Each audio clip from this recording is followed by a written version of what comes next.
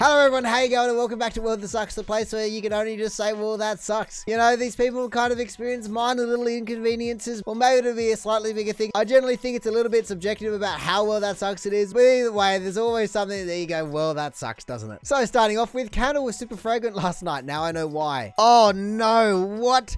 Oh, that's your TV. But how could you call that fragrant? That's melted plastic. If plastic is melting, it is not fragrant. I mean, I guess it's a fragrance, but I don't know. I generally wouldn't call it a fragrance when it's a bad smell. I kind of think of fragrance being a good smell. And unless you're a very, very strange person, I can't imagine that melted plastic smells good. Or I don't know, maybe the same kind of people that enjoy the smell of petrol also enjoy the smell of melting plastic. But damn, that would suck so much. It actually seems as though your TV seems to be fine. Like, look, there's no kind of discoloration or anything in the corner of the TV. So it's amazing that it got that hot without actually destroying any of the pixels or anything. But it's also just really impressive with the length of that kind of, I guess, kind of stalagmite, if you want to call it that. It doesn't look as though it's dripped at all onto the candle, but look at the length of that stretch that has gone to. I wonder if this side chrome bit here is a plastic or if it's a metal bit, because I'm fairly sure some TVs have a metal bit there, but I would imagine that most of them would be a plastic chrome. You know, the border of a TV is just designed to look flashy. It doesn't actually have to function like a phone of having a hard metal edge or something like that. But really, I don't know. I guess it's, well, that sucks because they've melted their TV, but if you've done no damage to it, you almost just have to be one of the luckiest people alive, because that plastic must have gone to some serious temperatures before it melts, you know. It's not as though it just got to like 40 degrees and suddenly it dripped. No, your entire thing would be doing it then. So even though you've kind of destroyed the frame of your TV, at least you haven't just destroyed your TV. So I don't know, does the being lucky kind of counteract the well that sucks? I don't know, depends which way you look at it, I guess. Christmas lunch ruined for a few extra dollars on weigh-in. Wait, like when they sold it to you, oh, maybe it was actually when they sell it, like the suppliers sell it to the shops and whatnot, they're putting, I don't even know what that is. That looks like light bulbs or something in it. What is it, a lobster? I've never even heard of this happening. What the hell? I mean, I guess they've got metal in them, but surely in the grand scheme of things, you're not going to be increasing your catch weight by a massive margin by putting all this extra stuff in it. Like, it just doesn't seem to make sense, you know? You've obviously paid someone to do that for some reason and absolutely just destroy the one use that this animal could have gotten, you know? You've taken it up, you ripped it off the sea floor, and then you just completely dishonor it by not even allowing the person to eat it for what they've bought it for. That is honestly just disgusting to me. And I can't believe I haven't heard about this before, you know? Obviously, whoever posted this seemed to know what was going on here, but I was like, hang on, what? Like, if they didn't say what was going on here, I would have been so confused of going, why did you put one of these light bulbs or whatever inside a lobster that you're cooking? Like, no wonder you ruined it. But considering they said for a few extra dollars on weight, then you go, what? They're actually increasing the catch weight just by putting random rubbish in it? And I don't even have any idea about how do you even go about doing that. Like I said, the amount of time and effort I feel as though it would take to do this surely would not outweigh the amount of money that you're going to make from increasing the weight. But yeah, like I said, I'm just honestly disgusted that that's even a practice. I have never heard about this before. So yeah, I guess something to look out for, you know? So I don't expect a little handful of lobster to be 15 kilos, and if it is, there's definitely something wrong with it. Gravity wins, but I live to trip another day. Oh no, that's kind of a funny, well, that sucks, you know? Because obviously they said they lived to trip another day, so they couldn't have been too hurt. They're kind of making fun of their own situation, so I feel as though it's fair enough to laugh at it. But it's the fact that there's just this perfect intent, you know? You see this so often, just straight in the gyprock, caved it in. I mean, at least with gyprock, it is kind of easy to fix. It's not like you put a hole in a brick wall. If you're even able to do that, that's impressive. But really, you know, you just kind of take a jigsaw, you cut it out, you put a new piece in, you kind of spack it all up and you're all good. It's certainly not an easy thing, but it's almost something you can do yourself, where bricklaying can generally be a little bit more, I don't know, precision based and harder. But no, the only other way this would be improved if you just kind of saw a footprint here and then a footprint here and then you just see one here and then just bang. I wonder if they were able to turn around and that was like their bum or their hip, or if they went head first into it, or maybe they turned and got a shoulder, because unless they fully tripped over, looking at the height of this light switch, I can't imagine that they're going to be that low where they're just kind of hitting their head into it. That hole really just does look a bit more hip height or something like that. But really, yeah, it's just a pain in knowing that you now have to fix this thing that was obviously so easily avoided if you just didn't trip. You know, if you're not going to do it yourself, then you have to go through and like ring this person, get a carpenter in or a gyprocker in, and then get a painter in, and like you got to do the whole thing, and it's just, oh, it's such a pain. But hey, considering you said you live to trip another day, there are plenty of cases where people just do not come off very well from falling downstairs. So kind of like the TV person, you almost have to count your lucky stars. We tried to time the Iron Man snap for New Year's Eve. Now obviously, actually, before we get into this, it is definitely spoilers ahead. I don't know many people that haven't seen the film, or at least don't know what happens in the film, but yeah, there's definitely going to be spoilers ahead. I've heard of so many people trying to do this before, but let's see how these people go. Alright, oh no. But yeah, obviously they've started the film however long ago, and they're just trying to time it. He's got him 11:59. What has he got? Oh. Wait, oh no! Oh no! They actually did it, but they just missed it because the phone went off. I wonder how long they were sitting there just holding the phone up going, okay. It's almost as though you had to change your kind of accessibility or whatever you want to call it just so your phone just never turns off. Look, it is literally as though he switched off his phone or something. They obviously got it virtually bang on considering they'd powered back on the phone like, what, a second later and it was 12 o'clock on the dot. But like I said, just the fact that Tony Stark was basically able to turn the phone off at that moment, it was just amazing. Because, you know, I've seen so many videos where people try and do this to different things, whether it be New Year's Eve or whatever, Christmas, blah, blah, blah, their birthday. And realistically, you are able to time it, you know, you just have to make sure all your clocks are synced up or where you have to start it at the exact moment that you need to be able to. But to be able to do all of that and then make sure that your phone turns off at the exact right time, I feel as though that's almost never tell me the odds. So hey, don't be too upset, you know, even though you didn't get the video you were expecting, and it does suck in that way, you got something almost better. My neighbors had a party last night, that's my trampoline. How have they managed that? I mean, clicking on the post, I kind of expected there to be a tramp in some kind of weird place considering that's what the title was about, but I did not expect it to be all the way up the top of a tree like that. You know, I think I was thinking that it might actually be in their backyard, or that it might have had some cuts in it, or even some vomit on it or something, but I did not expect it to be up in a tree. It's actually kind of impressive that they've managed to do that. I guess it is kind of light because they've completely taken the legs off and that's, you know, half the weight. But the fact that they managed to either, I don't know if they've managed to chuck it up there, or maybe a couple of people have even climbed up the tree and kind of they've chucked it to the people and caught and dragged it over or something. But the fact that it's actually stuck up in that tree, I wonder if that's your tree as well. I wonder if they've climbed into your backyard, grabbed your trampoline and chucked it into your tree. It's like an ultimate slap in the face, like you get it down. We're not doing it, but we'll put it up there. And also, I don't know if it's the nature or the trampoline that is kind of giving me Australian vibes, but I'm definitely feeling as though this has to be Australia. I just feel as though, like I said before, the tramp and also just even the sky, I just feel as though I just know that it's Australian somehow. I mean, and I guess the only other thing is maybe if they call it a tramp, but here, let's see if they,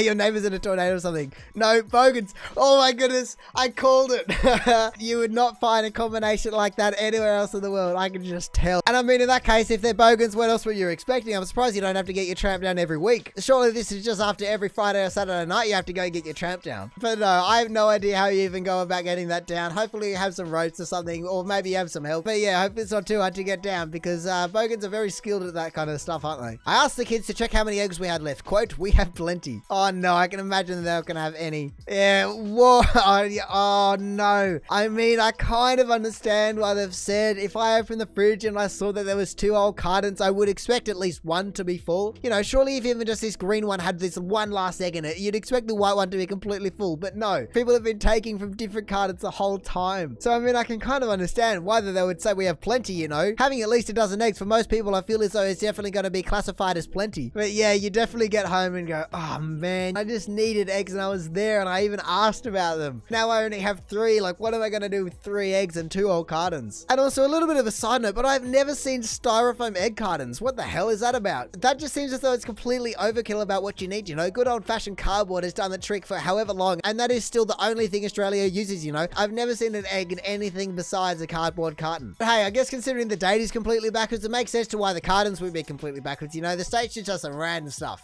You know, you can't expect people to think too hard where their entire numbering system is just completely wrong. Thought the can felt a little light as I was preparing dinner tonight. Are we gonna have an empty can? No way. Here we go. They're obviously expecting something to be a little bit wrong, but here we go. We're filming. Open it up. I can only imagine it's either going to be no potatoes and just the juice or whatever, or brine or whatever they're in, or it's just going to be completely empty. I feel as though something sloshed around in there though. Look at that. I mean, at least they were able to capture it before they even opened it, you know. They definitely went, something's going on here. Let's just film what we're about to witness just in case it does turn out to be, well, completely empty in terms of what you're actually after. Just look at that. It's completely empty. You just got the little kind of flecks or whatever it is in the bottom. I wonder if that water level is actually kind of the volume of a potato that would generally be in there, because surely not. That would feel as though you're barely getting 1 potato in an entire can, if that's the fact. But yeah, you definitely open it up and go, oh, well, I hope I've got another can that is actually going to be full, because I was planning on cooking these potatoes. You know, the entire meal was relying on these things and now we don't have them. What are we going to do? We've just got either potato juice or water or whatever that is. But yeah, I guess even though it does suck that you didn't get your potatoes, at least they were able to have a laugh about it. They obviously had a bet going on about it, because, you know, it goes, well, damn, you were right. And really, it's kind of a never tell me the odds. So as long as you got another can of the cupboard, at least you're able to laugh it off and go, well, damn. I took some aspirin when I was tired. It was really late at night. An hour later, I realized that what I took was not aspirin. Oh, wow. That is crazily similar. This is even by the same company. Look, just the color and the kind of triangle background. You'd have to forgive yourself for making that kind of error late at night, because even the tablets are the same color. You know, it seems as though these ones have numbers and this one has whatever that is. But realistically, if you grab a bottle that looks identical and then the tablets that come out of it look identical as well, you wouldn't even think twice about it. But really, I think my favorite part is the fact that you took aspirin because it was really late at night, and this is for gentle overnight relief of constipation. They just wanted an excuse to be able to take the center without actually having to go, oh, guess what? I actually have a constipation. And hey, I guess if you just get rid of the last word, it's for gentle overnight relief. It doesn't have to be specific. You're just trying to go to bed and you wanted it for gentle overnight relief. Getting to sleep can just be as simple as that sometimes. But no, really, it is incredibly similar, and I'm surprised that they're even kind of allowed to do this. I mean, unless all their bottles do look like this and you do just have to solely rely on the text, which you should be anyway. But yeah, if all Kroger's bottles look the same, then you would kind of be expecting it. But if they don't and you happen to have two of the bottles that look identical, well then I guess that's just unlucky for you, isn't it? And really quickly, I think it's also incredible. There are 60 tablets in this one and 125 in this one. They look almost identical, but this one apparently has double. How is that even possible? I do not know. When your cabinet decides it's time to break loose and come crashing down the day you install your brand new glass stovetop. Oh man, this definitely is a well that sucks. You would just be going, really? Why couldn't you have fallen down yesterday? I just got this brand new thing and it's completely out of my control. You've been sitting up there for years and you decide to fall down now. Like, what the hell? I have no idea how much a stovetop replacement would cost, but I can't imagine it would be cheap considering the glass has to be tempered or whatever it is to be able to withstand all the heat that's going through it. And obviously it's supported structurally around all the rings, but it also has to be strong enough to be able to support,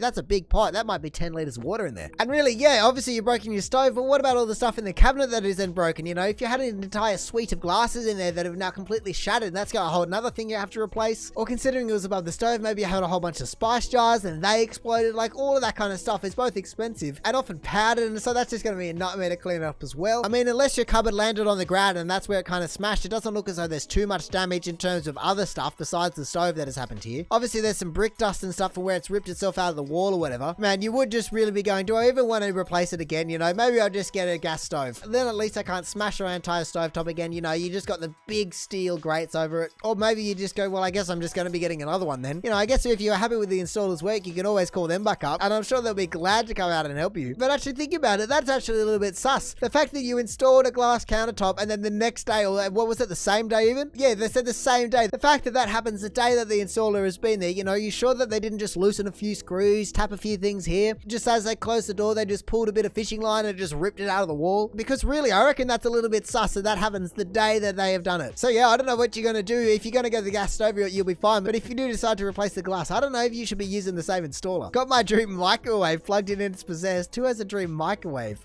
Like, what the hell? This better be the best damn microwave I've ever seen. Here we go. Wait, 29, 28. I imagine, is it just, oh no, that is a complete glitch. Wait, actually, I wonder, is it going to end up cooking it for the same amount of time? You put it on for 30 seconds. Is it actually going to end up being 30 seconds? Oh, it didn't sit to see. The video was just cut too short to be able to see. That's such a shame. Why would you do that to us? But so I wonder what it actually cooks to, if you put 30 seconds on the clock and it cooks for 30 seconds, but it takes a long road to get there, it goes to an hour and then it goes to 50 minutes and then 40 minutes. If it does all of that but still ends up at 30 seconds, is it broken or is it just kind of, you got a cool thing, Obviously you said this is your dream microwave. Maybe it's just a feature you didn't know about. However, if it's the other way around and it kind of just randomly chooses numbers until it hits 0, then I guess you're going to have a problem because you just might have a microwave that just never stops. You put something on for 30 seconds and you come back 5 minutes later, it's just completely bubbling over. It is exploded inside your microwave. Maybe considering you said it was possessed, maybe it's grown arms and legs from the radiation that it's experiencing. And I wonder if it's on all the dials, here we go. Let's have a look. What did they actually press? They pressed express and then go. So I wonder if it's always if you press express if it does this, or I wonder if you go micro power or whatever else they have on there, does it do it then? Because then you'd be able to just not use that one and you'll be fine. It even seems to have auto cooking and time wait or something like that. So I can see why it's your dream microwave. It seems to be quite a fancy microwave. But yeah, maybe you just can't use one of its features. And if that's the case, I guess it does suck. My 12-year-old allergic to nearly everything. Oh my goodness. Virtually every single one. Look at that. The size of some of these as well. Like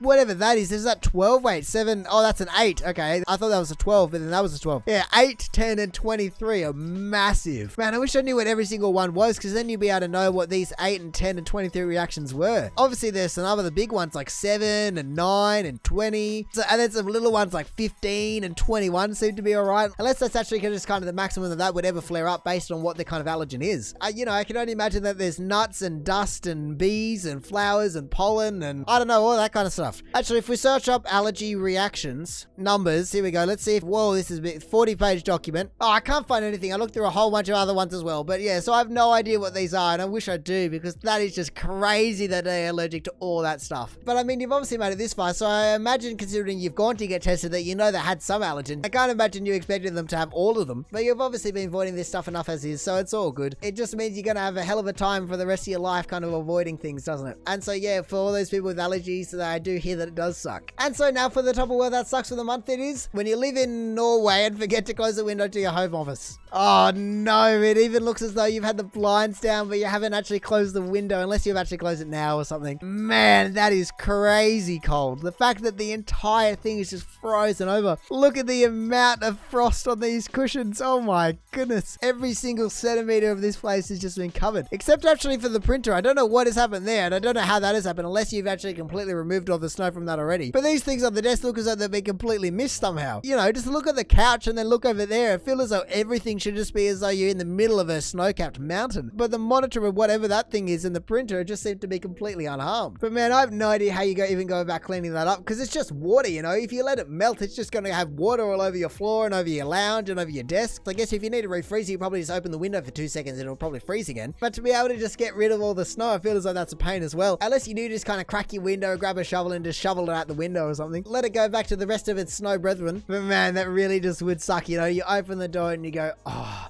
Or maybe you'd even know before you open the door. You just kind of feel the cold, or even just it's creeping under the door or something like that. And you just go, oh no, what have I done? I forgot to close the window. I mean, at least it's better than some other things that people forget to do, like turn off the oven or left the iron on, where people have just burnt down their house. I feel as though that's a little bit more than Well That Sucks compared to a bit of snow in your office. But like I said, that isn't even Well That Sucks anymore. That's just a whole other level. Whereas this, I can see why this is the top of Well That Sucks, because I just cannot imagine how annoyed you'd be at yourself. So yeah, good luck to whoever had to clean that up, because I can only imagine it's going to take some time to get it all out. But anyway, that is going to do it for the top of the month for Well That Sucks. So thank you for watching. If you did enjoy the video, please feel free to do the YouTube analytical things down below. Other than that, you know, we see plenty of awesome posts. Maybe you want to check some of my other videos out, or maybe just want to consider subscribing so don't miss another one in the future. But all in all, have a good one and see ya.